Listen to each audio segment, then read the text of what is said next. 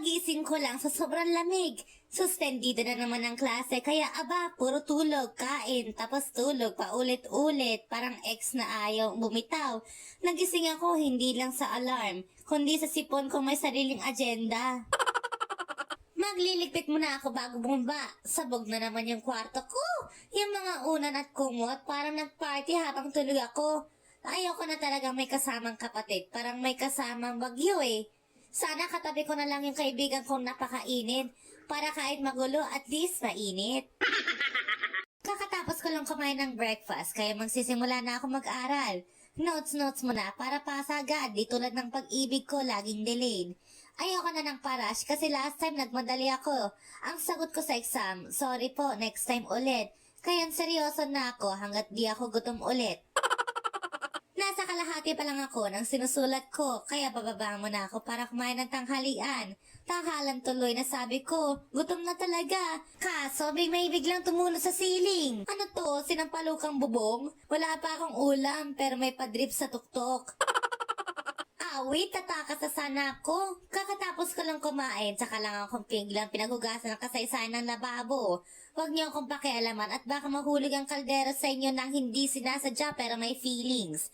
Ako lang to di ako dishwasher, tao rin ako. Napapagod at busog pa.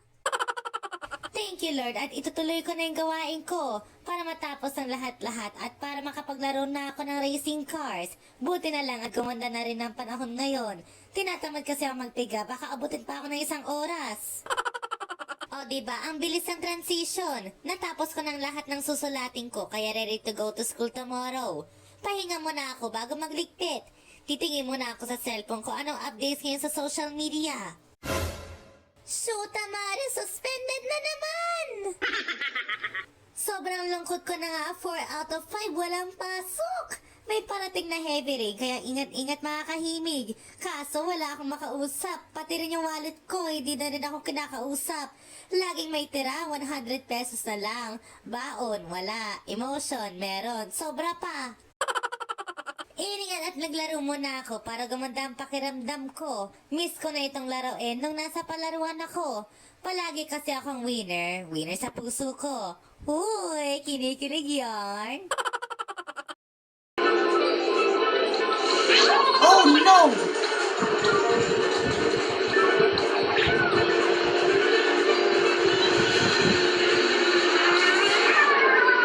I'm here, patay.